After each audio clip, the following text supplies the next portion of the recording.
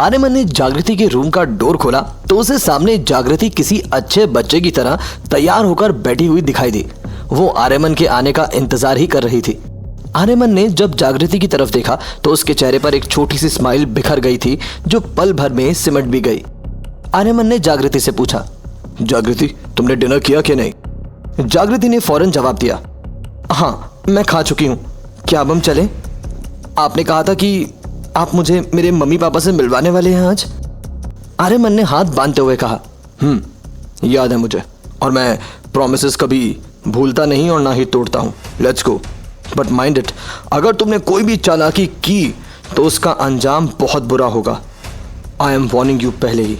जागृति को तो आर्यमन की बात सुनकर सच में भरोसा नहीं हो रहा था कि वो उसे अपने साथ लेकर जा रहा था, वो भी उसके मम्मी पापा से मिलाने, क्योंकि जब से वो आर्यमन की कैद में आई थी उसने अपने साथ कुछ भी अच्छा होने की उम्मीद छोड़ दी थी। उसने आर्यमन की बात फौरन मान ली। आप जैसा कहोगे वैसा ही करूंगी। क्या अब हम चलें? आर्यमन आगे आगे था और जागृति उसके पीछे पीछे चल रही थी। आर्यमन के बॉडीगार्ड उसके साथ होने लगे तो उसने उन्हें रोकते हुए कहा, you stay, I will manage. इतना कहते हुए वो जागृति को साथ लेकर कार में बैठ चुका था। जागृति उसकी साइड वाली सीट पर जाकर बैठ गई। आर्यमन ने जागृति से कहा, जागृति I am warning you again, भागने की कोशिश भी मत करना, वरना मेरे लिए तुम्हें पकड़ना बहुत मुश्किल काम नहीं है, लेकिन इस बार कोई रहम नहीं बरतूंगा मैं तुम्हारे साथ, याद रखना। जागृति को इस समय आर्यमन से कोई बहस नहीं करनी थी। वो एकदम चुपचाप किसी प्यारी सी बच्ची की तरह उसकी बातें मानती जा रही थी। आखिरकार आर्यमन उसे लेकर उसके घर पहुंच चुका था। आर्यमन खुद जागृति के साथ कार से बाहर आया और जागृति के घर की तरफ बढ़ा। उसने जागृति को आगे चलने दिया, लेकिन सिर्फ उसके घर के विंडो तक, जहां से जागृति अपने माँ और पापा को देख पा रही थी। जागृति अपने घर के डोर तक पहुंची ही थी कि आर्यमन ने उसके हाथ को थाम लिया।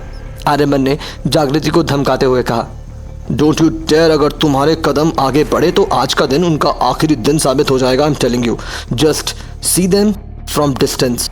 जागृति को बेहद बेचैनी हो रही थी अपने माँ पापा से बात करने की और उनसे मिलने की, लेकिन वो आर्यमन को इतना तो समझ ही चुकी थी कि वो जो कहता है कर भी देता है। इसीलिए उसने अपने कदम वहीं थाम लिए। उसने माँ पापा से दूरी बना कर रखी और लगभग 10 मिनट खड़े रहने के बाद आर्यमन के हाथ उसको पीछे से खींच लेते हैं। जागृति को समझ आ चुका था कि उसके लिए बस इतना ही था अपने मम्मी पापा को देखना, जिसके बाद जागृति ने अपने कदम पीछे ले लिए। आर्यमन ने उसे वापस कार में बैठने के लिए कहा। जागृति के कदम वहां से कार की तरफ वापस आ चुके थे, लेकिन इसके साथ ही नफरत उसके दिल में और भी गहरी हो गई थी आर्यमन के लिए। जागृति अपनी माँ और पापा को बताना चाहती थी कि वो ठीक है और उसके साथ क्या हुआ है, लेकिन सामने होते हुए भी वो बेबस थी और उसे वापस उसी कैद में आना था जहां से आर्यमन उसे लाया था। इधर आर्यमन ने अपना प्रॉमिस पूरा कर दिया था और अब उसे जागृति से शादी करने के लिए हाँ करवानी थी। जागृति के कार में बैठने के साथ ही आर्यमन ने कार को वापस अपने विला की तरफ मोड़ दिया। रास्ते में आर्यमन ने जागृति से पूछा, मैंने तुमसे कुछ पूछा था, आई नीड योर आंसर। जागृति ने अनजान बनते हुए उससे उल्टे सवाल पूछ लिए। मैं समझी नहीं, क्या कहा था आपने? किस बात का जवाब चाहिए आपको? आर्यमन ने अपने लहजे में थोड़ी सख्ती लाते हुए जागृति को जवाब दिया। मुझसे शादी, ये कोई ऐसी बात नहीं है जो तुम भूल जाओगी जागृति।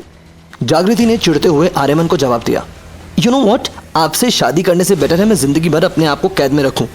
आर्यमन ने भी अगला सवाल पूछ ही लिया। तो तुम कैसे हाँ करोगी? जागृति ने फौरन जवाब दिया। इस जन्म में तो कभी भी नहीं, किसी कीमत पर नहीं। आर्यमन ने भी चिढ़ते हुए जवाब दिया।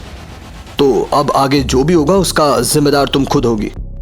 अब तो ये बात आर्यमन के ईगो पर आ चुकी थी और वो इतनी आसानी से ये सब जाने देने वाला तो नहीं था।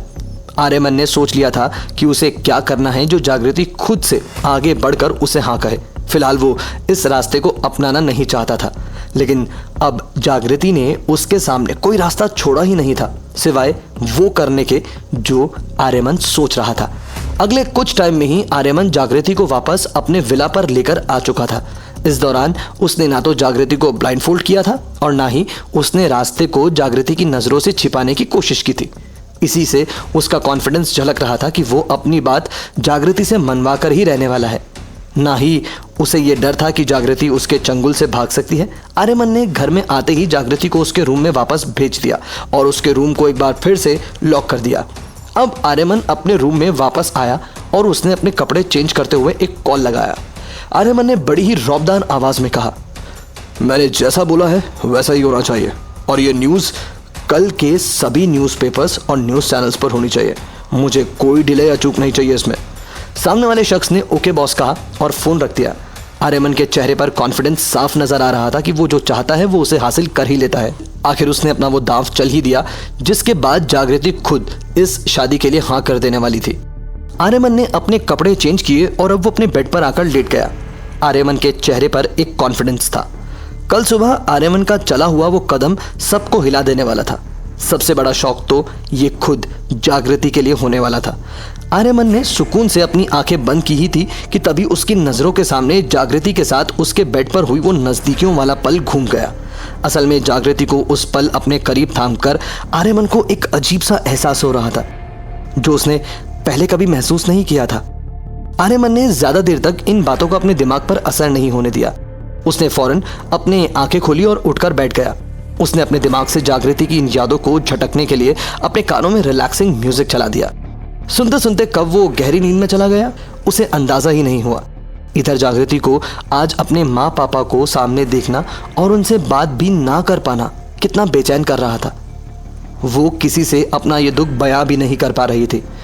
ऊपर से आर्यमन की वो बार बार दी हुई धमकी कि अगर वो शादी के लिए हाँ नहीं कहेगी तो आगे जो होगा उसकी जिम्मेदार वो खुद होगी, रह रहकर उसके दिमाग में घूम रही थी। वो तब से यही सोचने की कोशिश में लगी हुई थी, ऐसा क्या चल रहा होगा उनके दिमाग में। जितना मैंने इस शख्स को जाना है ये चैन से तो नहीं बैठने वाला, लेकिन ये मुझसे शादी क्यों करना चाहता है, मुझे मार क्यों नहीं देता ये, इससे तो इनका काम और भी आसान हो जाएगा। यही सब विचार जागृति के दिमाग में घूम रहे थे, जबकि आर्यमन का पॉइंट ऑफ व्यू बिल्कुल अलग था। उसे अच्छे से पता था कि जागृति को मारना उसके बाएं हाथ का खेल है, लेकिन उसे मार देने से आर्यमन की इमेज पर जो दाग लगेगा वो उसे मिटा नहीं पाएगा। आर्यमन सिर्फ और सिर्फ अपनी इमेज को क्लीन करने के लिए ये सब करना चाहता था। आर्यमन को अब अगले दिन का इंतजार था जब जागृति अपने फैसले को बदलने के लिए मजबूर हो जाने वाली थी। अब देखना यह है कि आखिर ऐसा क्या किया है आर्यमन ने जो जागृति को मजबूर कर देगा अपना फैसला बदलने के लिए। जानेंगे लव अरेस्ट के सफर में आगे। Story is exclusively available on our YouTube channel candid Aman.